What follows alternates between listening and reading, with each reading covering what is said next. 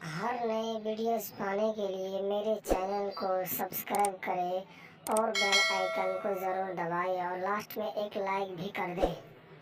फरमानी नास वो पढ़ी है हर हर शंभू, पॉपुलर सॉन्ग खूबसूरत नौजवान सुनते हैं हर हर शंभू शिव जी के लिए।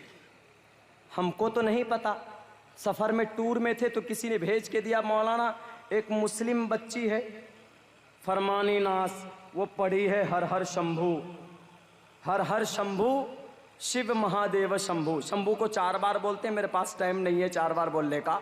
शिव महादेव शंभू और कर्पूर गौरम करुणावतारम संसार सारम भुजगेंद्र हारम, पहली लाइन। दूसरी लाइन है सदा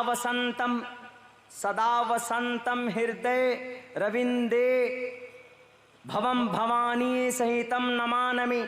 और भी है, पढ़ा है, लेकिन हमने जब देखा कि भाई है क्या ये हर हर शंभू शिव महादेव शंभू करुणा कर्पूर गौरम करुणावतारम भुजगेंद्रारम, हमने जब उसको देखा पूरा उसके ऊपर गौर किया तो वो शिव जी के लिए बोला गया।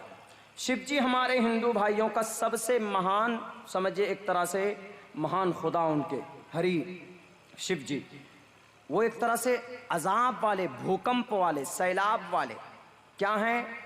ईश्वर हैं वो।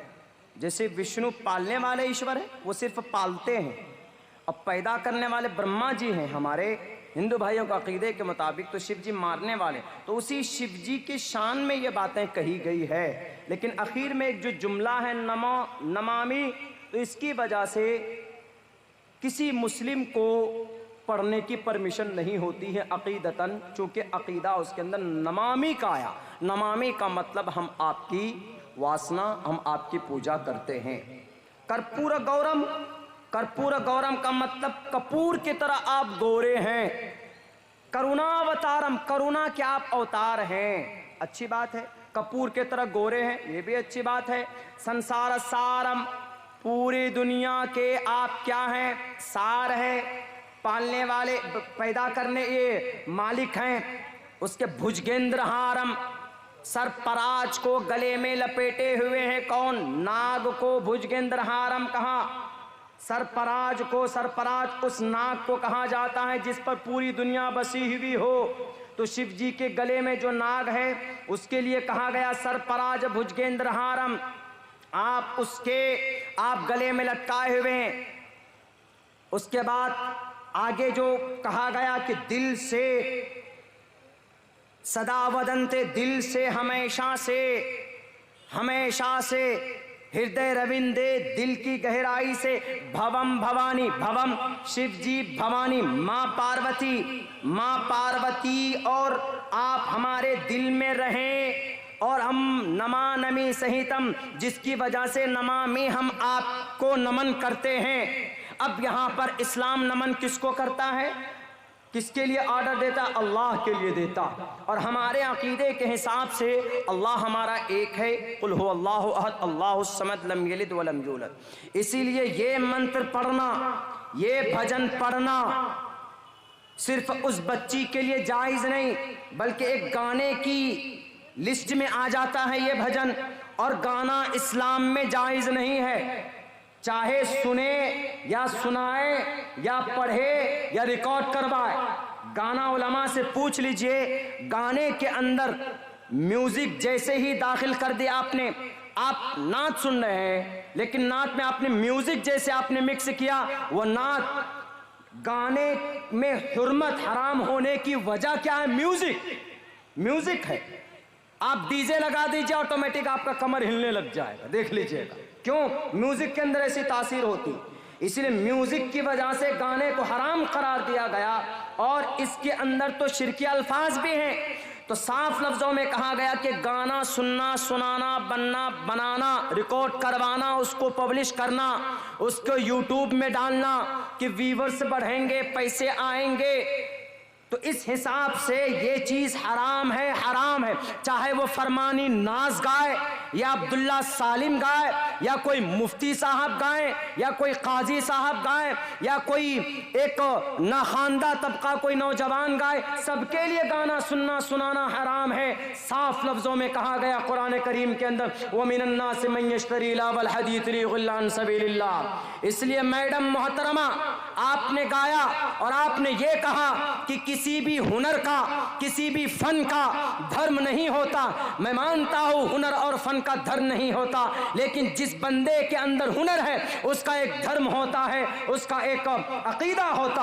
और आप जिस मजहब में हैं उस मजहब की शरीयत की किताबों में गाना सुनना सुनाना, म्यूजिक बनाना रिकॉर्ड करवाना, इसकी परमिशन नहीं है। बाकी आप अपने अमाल के मालिक हैं। अगर आपका अमल अच्छा होगा तो अल्लाह तबारक व तआला आपके साथ क्या फैसला करेगा, अल्लाह का क्या फैसला होगा वो आप ही जानते हैं। लेकिन मेरे भाइयों, हम मुसलमानों की ही इन्हीं गलती की वजह से, हम मुसलमानों की इन्हीं कमी की वजह से आज खुद हम मुसलमान अपने इस्लाम को बदनाम करने में तुले हुए। एक उदाहरण दूंगा, लेकिन उससे पहले मैं आज़ादी की तारीख पूरी कर दूं। जब 1857 की लड़ाई हुई, उसके बाद जनाब लड़ाई होती रही। मौलाना महमूद हसन शेखुल हिंद रहमतुल्लाहि अलैह अंदर ये कोई प्लानिंग तैयार करते रहे। बिल आखिर 1912 का टाइम आता। 1912 में तहरीक रेशमी रुमाल ने जन्म लिया।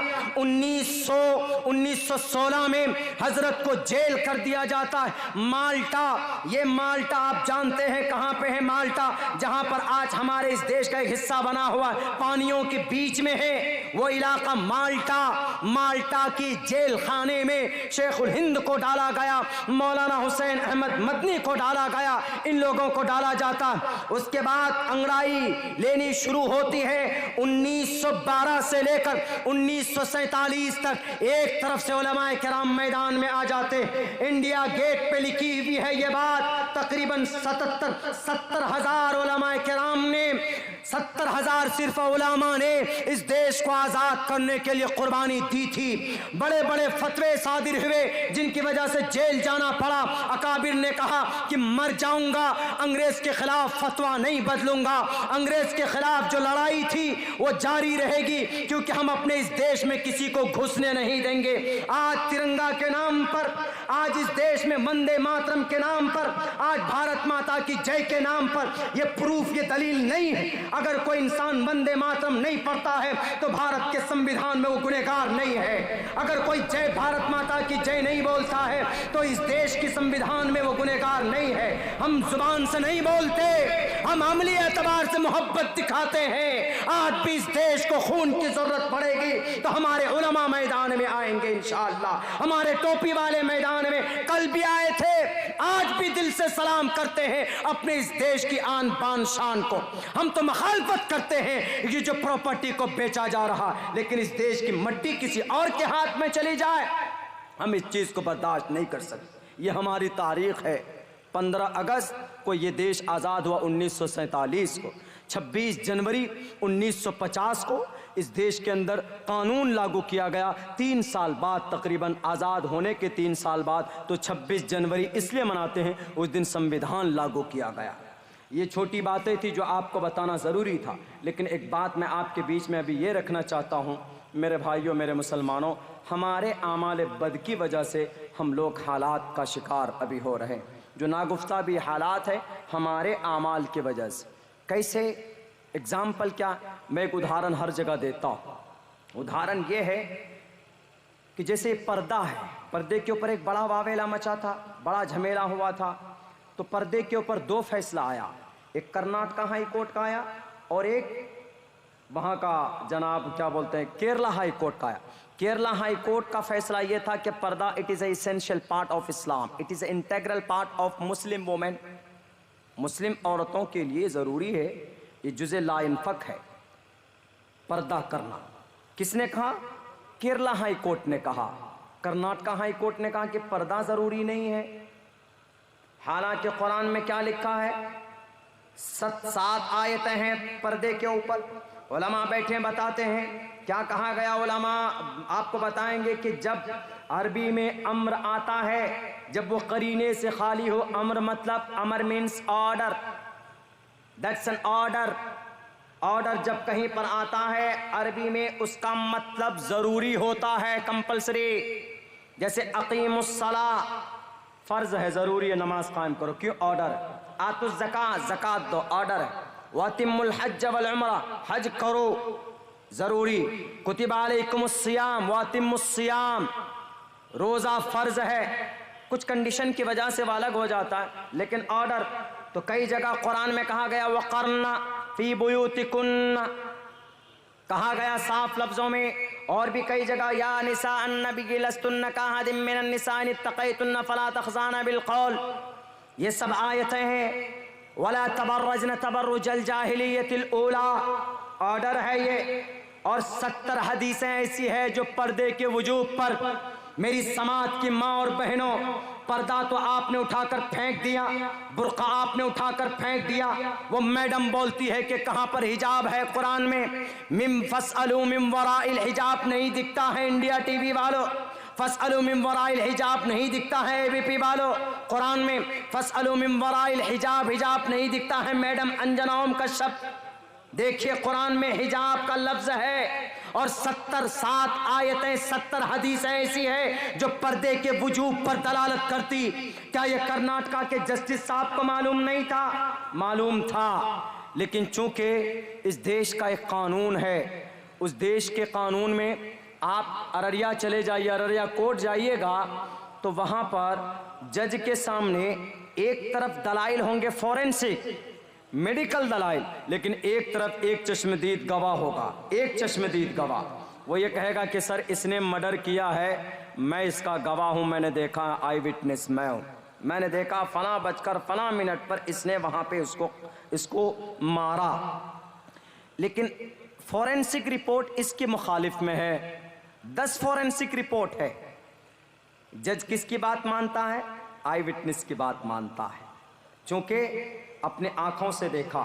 तो केरला हाई कोर्ट ने कहा कि जरा सर्वे कराओ तो पर्दा जरूरी अगर होगा तो ज्यादा औरतें पर्दा करेंगी, अगर जरूरी होगा तो। उसने सर्वे कराया तो 65% से भी ज्यादा औरतें पर्दा करने वाली मिली केरला में। केरला में शवाफिल मसलक के लोग ज्यादा रहते हैं उमूमन। हम लोग गए थे, मौलाना अब्दुल सलाम आदिल नदवी यहाँ पर आए हुए, वो भी साथ में गए थे। तो बहुत मुश्किल हो गया था हम लोगों को, इंग्लिश बोलते थे तो कुछ समझ में आता था उन लोगों को। वरना कहते थे नींबू वो नमक चाहिए तो गर्म पानी ला के देते थे, कहते थे मिर्च चाहिए तो वो शोरबा ला के देते थे। परेशान हो गए थे हम लोग, 3-4 साल पहले की बात है। तो वहाँ जाइए, बहुत अच्छा स्टेट है, 98%, 98% लोग पढ़े लिखे मिलेंगे वहाँ पे आपको। वहीं केरला का ही एक लड़का गया ना हज करने के लिए, पैदल चल करके गए, बहुत फोटो खिंचवा रहे। वो भी पैदल हज करना गुनाह नहीं है। हमारे आपके दादा, परदादा, लकड़दादा, सकड़दादा, कुछ भी कह लीजिए, आदम अलैहिस्सलाम 40 मरतबा भारत से पैदल हज करने गए हैं, अरज नहीं। लेकिन अगर कोई जाता है कोई दिक्कत नहीं, जाए हज, पैदल हज करना। शिहाब जाए कि अब्दुल्ला जाए कि अब्दुल रहीम जाए कि जुम्मन जाए कि मंगलू जाए, कोई पे भी जाए,